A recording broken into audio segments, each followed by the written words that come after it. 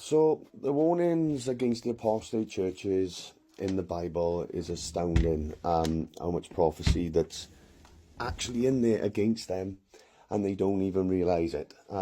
Like that the women are going to be ruling over them.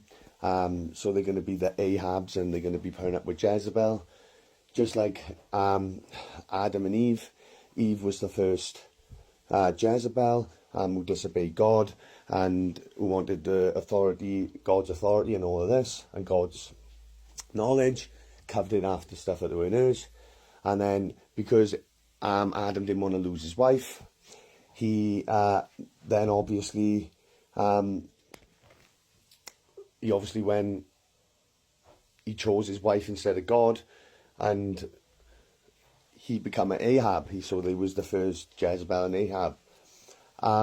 So it's being warned all the way through the Bible that because the women only like smooth air tickling nonsense, the men are gonna just accept that and not actually rebuke their wives because they don't want to lose their wives. They always want to be with their wives, and like, oh, if I tell my wife to stop doing Christmas, she's going to leave me. If I tell my wife she needs to take that makeup off her face and stop covering after the look of it in hers, she's going to leave me. Even though Yeshua tells you that he's come to set a man's enemies of those in his own household, father against mother, father against mother-in-law, son against son against father, father against son, and all of this. He tells you he's come to do all this because he's not come to bring peace as the world gives you peace, like this fake, stupid nonsense, like this John Lennon rubbish shit that everyone is pushing out of the church, which is accepting everybody, being respecters of persons, and allowing the sin to grow rampant in the churches. But then their self-righteousness, they talk about the heathen who commit sodomy and all of this and do all of that outside the church. But then what they don't realise is they need to take a look at what the root of that cause is. And it's the fact that they've got Nimrod's Johnson, they got a Christmas tree erected in their churches, even though Jeremiah 10 tells you not to do it. They're doing all these pagan traditions, like pouring these drink offerings out to Ithra and baking their hot cross buns to her, and all of this, which is Easter, which Jeremiah 7 warns you about. You literally letting your children spiritually pass through the fire of Molech. So whenever you see they've let their children pass through the fire of Molech, pardon me, in the Old Testament, is talking about you letting them do Christmas. This is a spiritual warfare, because we don't wrestle against flesh and blood, but against principalities and powers and things of the air. That's what we wrestle with. We're wrestling with principalities and powers.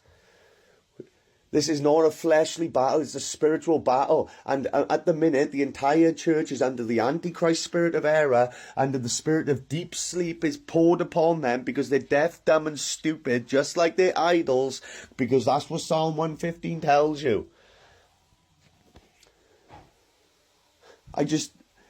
You letting your women rule over you, they heaping to themselves teachers having itching ears, not turning their ears away from hearing the truth, being turned to fables. You've got these certain men crept in unaware, leading captive silly women laden with sin, ever led away with diverse lusts, ever learning but never able to come to the knowledge of the truth.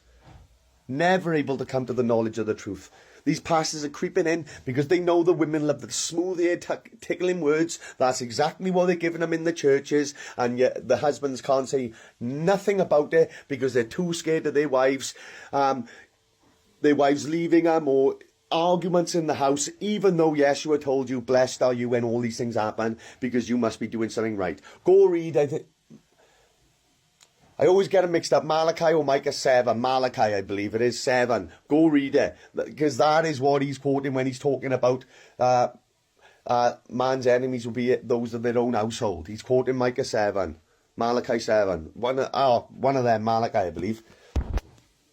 So instead of being Ahab's men, how about you stand up and actually truly love your wife as Christ loved the church and rebuke the sin out of her? Because if you don't become servants, if you don't become a watchman, just like your Messiah told you to do, to watch, so the day of the Lord don't come upon you like a thief. So if you refuse to become, if you actually become an Ezekiel 2, 3 and 33 watchman, the promise is that your family will be saved from that terrible day, and you will save yourself and your family and your children and all of that. And that is a promise to the servants that is what will happen for them. But if you don't make it to, if you don't actually become an Ezekiel 3 and 33 watchman, and you find yourself in tribulation, you will not be able to save anyone but your own souls. No children, no wives, no nothing. And the prophecies in the Bible about women getting ravished, your children dashed to pieces, the men dying by the sword.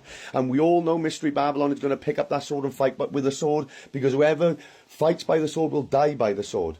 All these scriptures and all of these prophecies of the destruction that is going to happen to the world, and all the terrible, nasty things that are going to go on. You want to be the brand plucked out of the fire. You want to be a part of that portion of Jacob so your family can be saved.